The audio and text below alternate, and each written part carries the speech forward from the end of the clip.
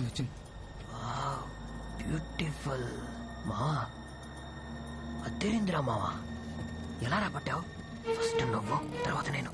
Okay. Sorry, తాతయ్య పడుకునేసరికి late అయింది. నా ఫ్రెండ్ గిరి పూలదండలు, సాక్షి సంతకాలు, పెళ్లి పనులు చూసుకోవడానికి ఒకటి ఉండాలి కదా, అందుకని నీ గాజులు, నగలు అన్ని తీసుకొచ్చుకున్నావా? బ్యాగ్ లో ఉన్నాయి. వెళ్దాం. వాడికి ఇచ్చేసే బ్యాగ్.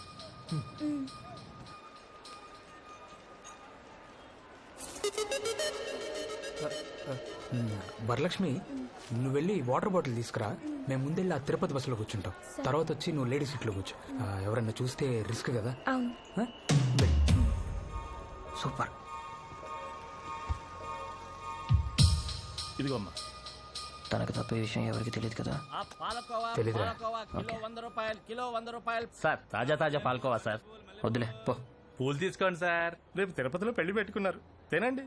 పెళ్లిలో ఫ్రెష్ గా ఉంటారు. 2 పెళ్లి కొడుకులు ఉన్నారా? ఫస్ట్ నైట్ కొద్దా పెళ్లిలో సాక్షి సంతకం పెట్టి అతని తర్వాత మీరే కదా సార్ రూమ్ లోకి వెళ్ళేది. అమ్మాయిని లేడీస్ సీట్ లో కూర్చోబెట్టారా? ఎవరికి అనుమానం రాకుండా బాగా మేనేజ్ చేస్తున్నారు సార్.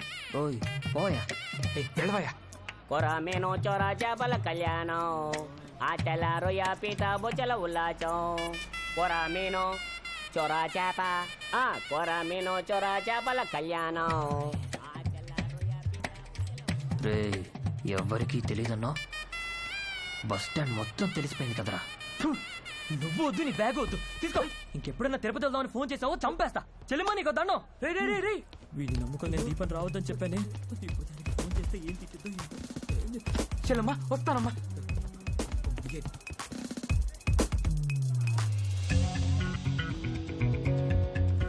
ఎవరికీ తెలియకుండా వీళ్ళు వేసుకున్న ప్లాన్ అందరికీ తెలిసింది నా వల్లే.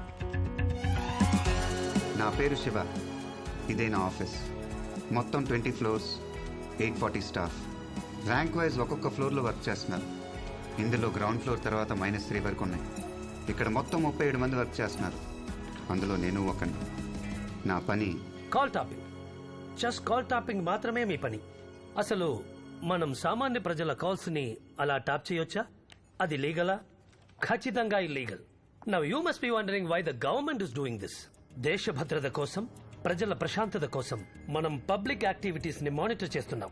సీనియర్ ఇంటెలిజెన్స్ టీమ్ కి ఎవరి మీదైనా సందేహం వస్తే ఆ particular person phone calls record చేసి డెస్క్ కి ఫార్వర్డ్ చేయడం మాత్రమే మీ పని. కానీ ప్రాపర్ ఆర్డర్స్ లేకుండా, మానిటర్ బీప్ అలర్ట్ రాకుండా ఏ ఒక్క ఫోన్ కాన్వర్సేషన్ అయినా విన్నా, రికార్డ్ చేసినా అది చాలా పెద్ద క్రైమ్. అలా చేస్తే మీ జాబ్ పోవడమే కాకుండా you will be behind bars. Public calls వినకూడదు, రికార్డ్ చేయకూడదు అనేది మాకిచ్చిన ఆర్డర్. కానీ నేను పబ్లిక్ కాల్స్ మాత్రమే వింటాను. దానికోసం నేనే ఒక సాఫ్ట్వేర్ డెవలప్ చేశాను. ఫోన్లో ఎవరైనా బెదిరించినా, ఏడ్చినా, హెల్ప్ అని అన్నా నా సాఫ్ట్వేర్ ఆన్ అయ్యి స్క్రీన్ బ్లింక్ అవుతుంది.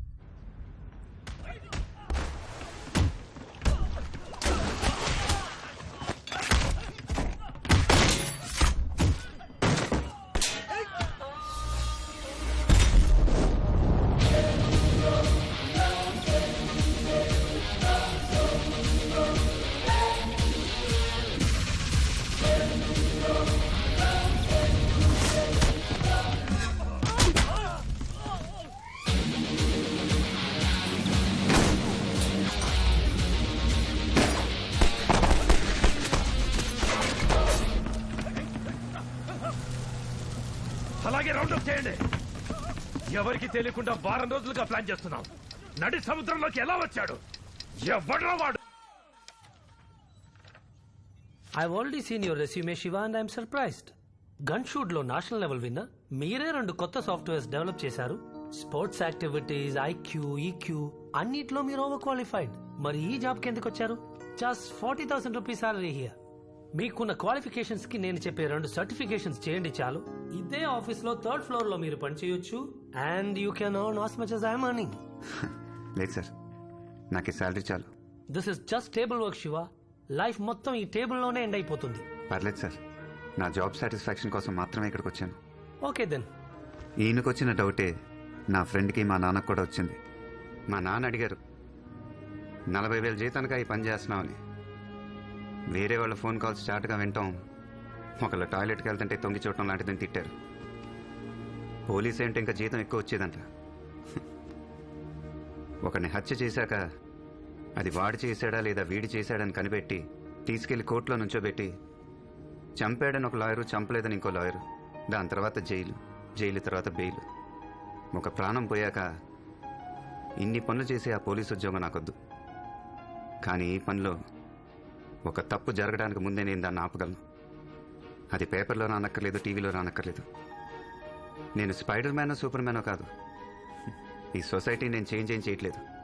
కానీ ఆ రోజు తిరుపతికి వెళ్ళుంటే ఆ ఎదవల దగ్గర తన జీవితం నాశనం అయిపోయింది కదా. ఆ వరలక్ష్మిది తన జీవితాన్ని నేను మార్చగలిగానుగా. ఆ అమ్మాయి చేతులెత్తి దండం పెడుతూ మీరు నా అన్నయ్య అంది. అది చాలు నాకు. పోయిన మార్చి 16వ తేదీ రాత్రి ఫస్ట్ టైం నేను తన వాయిస్ విన్నాను.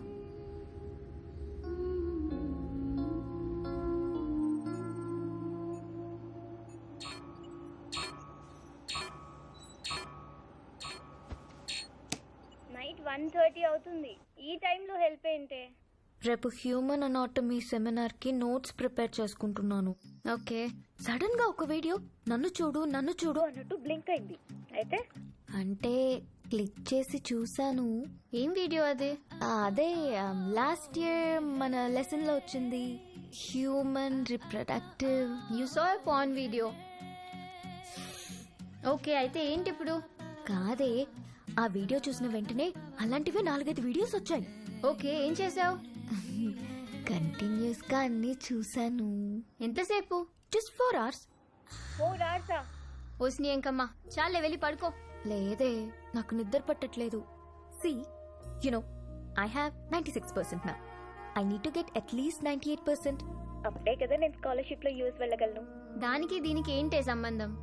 నేను స్టడీస్ లో కాన్సన్ట్రేట్ చేయలేకపోతున్నాను. So I just want try it once. నీకేమైనా పిచ్చా? వెళ్ళి నీళ్ళు తాగి పడుకో.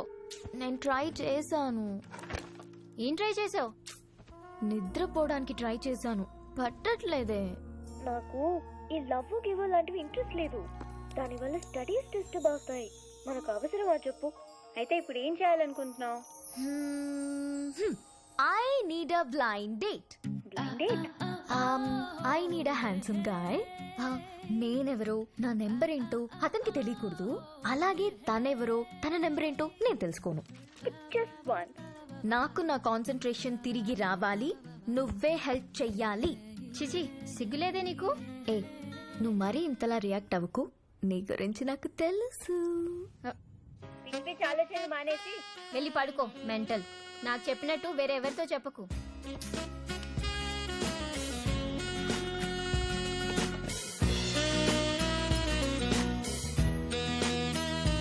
మీరు గెస్ట్ చేస్తుంది కరెక్టే. ఆ నెక్స్ట్ డే నేను తన డైరెక్ట్గా చూడటానికి వెళ్ళాను.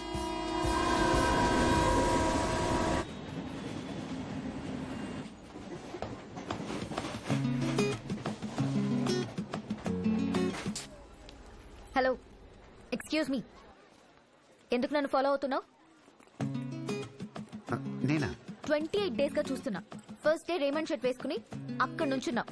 సెకండ్ డే మోన్ బ్లాక్ బెల్ట్ బ్రౌన్ షూస్ వేసుకుని ఇక్కడ నుంచున్నావు. ఫ్రైడే మాత్రం రాలేదు. ఆ నెక్స్ట్ డే ఐనాక్స్ థియేటర్కి వచ్చావు. నీకు 2 rows ముందు నేను కూర్చున్నాను. 2 గంటల్లో 8 సార్లు నన్ను చూసావు. ఎక్కడికి వెళ్ళినా రెడ్ ఎన్ఫీల్డ్ TS09 EF 4005 లో వస్తూనే ఉంటావు. ఇంతటితో ఇవన్నీ ఆపేయి, అంతే. కంగ్రాచులేషన్స్, అమ్మాయి నీకు పడిపోయింది. ఏమంటున్నారా? రే, ఫస్ట్ డే నువ్వు వేసుకున్న షర్ట్ నుంచి సాక్స్ దాకా అన్ని నోటీస్ చేసింది. 28 days అని రోజులు కూడా లెక్క పెట్టుకుంది. ఐనాక్స్ థియేటర్ లో 2 rows ముందు కూర్చొని సినిమా చూడకుండా వెనకాలన్న నిన్నే చూస్తుండిపోయింది. ఇంకెందుకు, వెళ్ళి లవ్ ప్రపోజ్ చేయి. నేను అమ్మాయిని లవ్ చేయట్లేదు. లవ్ చేయట్లేదా? మరేంటి? క్లాస్ అయిపోయాక మనం షాపింగ్ వెళ్దాం. ఓకే? యా, మరి లంచ్? అలాగే లంచ్ కూడా బయట చేద్దాం. చూడు నాకు ఈ లవ్లు గివ్లు అంటే ఇంట్రెస్ట్ లేదు. తెలుసు, నాకు లవ్ అంటే ఇంట్రెస్ట్ లేదు. అలాగా, నైస్.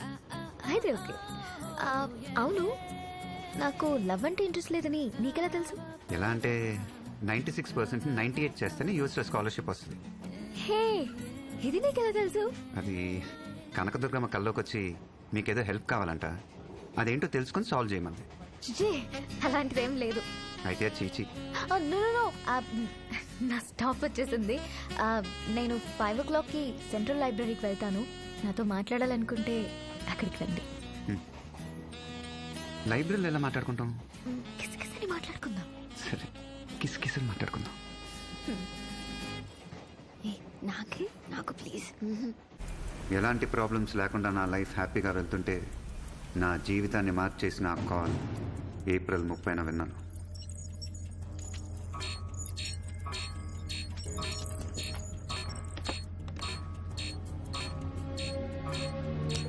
ఏంటి టైంలో? శ్వేత, ఇంట్లో వాళ్ళందరూ విజయవాడ వెళ్ళారే, నేను ఒక్కదాన్నే ఉన్నాను. మా ఇంట్లో దెయ్యం ఉందేమో అనిపిస్తుంది. నాకు చాలా భయంగా ఉంది. పైనుంచి ఏవో సౌండ్స్ వినపడుతున్నాయే. ఎప్పుడు చూడు కామిక్ బుక్స్, దయ్యం సినిమాలు. అందుకే నీకు అలా అనిపిస్తుంది. కాదే, అందరిళ్ళలో కరెంట్ ఉంది, మా ఇంట్లో తప్ప. నిజంగా దయ్యం ఉంది. ప్లీజ్ నువ్వు కొంచెం మా ఇంటికి రావా? మా ఇంట్లో పంపించరే. నువ్వు ఒక పని చేయి, మీ ఇంట్లో డోర్స్ అన్ని లాక్ చేసుకొని విభూతి పెట్టుకొని పడుకో. దెయ్యం లేదు గియ్యం లేదు, హాయిగా పడుకో. ఓకే?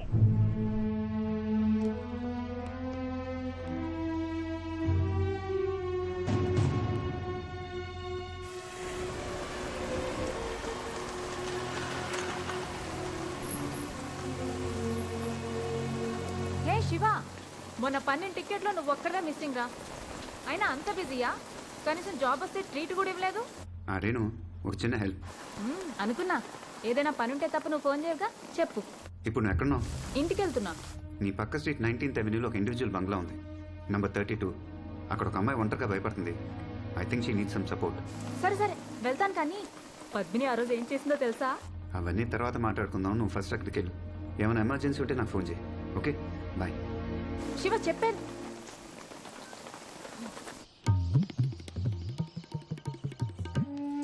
అబ్బబ్బబ్బబ్బా, ఫోన్ పక్కన పెట్టి ముందు తిను.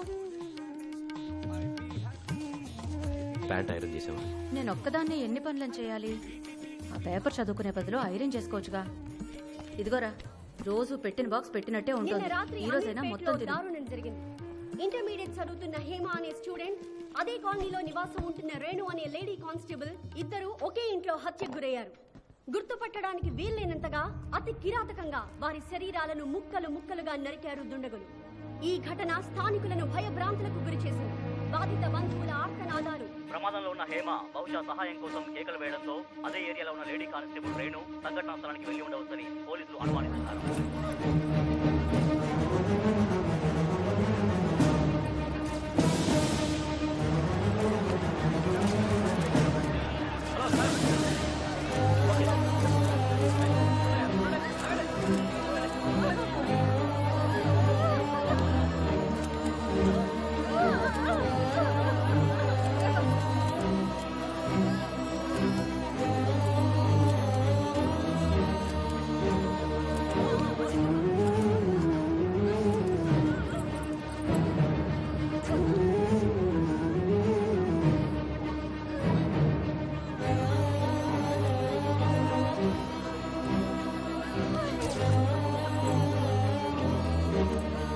ఒకసారి రండి. వాళ్ళకి ఎలా చెప్పాలో తెలియట్లేదమ్మా. అక్కడ ఇద్దరు అమ్మాయిల బాడీలో బట్టలు లేకుండా పడి ఉన్నాయి. వాళ్ళ కాళ్ళు చేతులు బాడీ పార్ట్స్ అన్ని నరికి మిక్స్ చేసి పెట్టారమ్మా. ఏ పార్ట్ ఎవరిదో తెలియక కన్ఫ్యూజింగ్గా ఉంది. వాళ్ళ ఫ్యామిలీ లేడీస్ ఎవరైనా వచ్చి బాడీ పార్ట్స్ గుర్తుపడితే అసెంబ్లీ చేయడానికి ఈజీగా ఉంటుందని చెప్పమన్నారమ్మా సారు. ఒకసారి చెప్పండి అమ్మా మీరైనా ప్లీజ్.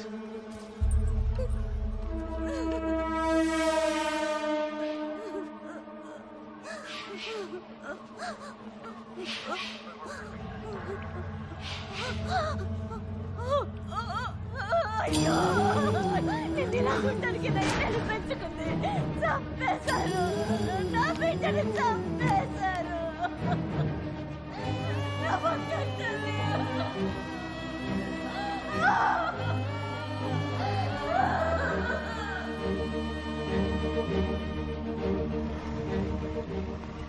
రండి బాబు.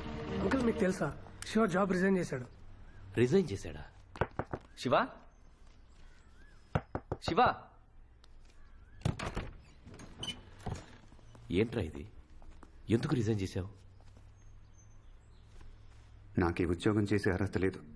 ప్రమాదం జరగటానికి ముందే ఆపాలని పనిలో చేరాను. ఎప్పుడైతే చేయలేక 2 ప్రాణాలు పోయాయో ఇక మీదట నేను ఈ పని చేయకూడదు. ఆ అమ్మాయి ఇంటికి ఒక హంతకుడు వచ్చాడు. ఎలా చెప్పాలో తెలియక దయ్యమని భయపడింది. తనే కరెక్ట్గా చెప్పుంటే ఇదంతా జరుగుండేదే కాదు. చిన్న పిల్లరా, సరిగ్గా చెప్పలేకపోయింది.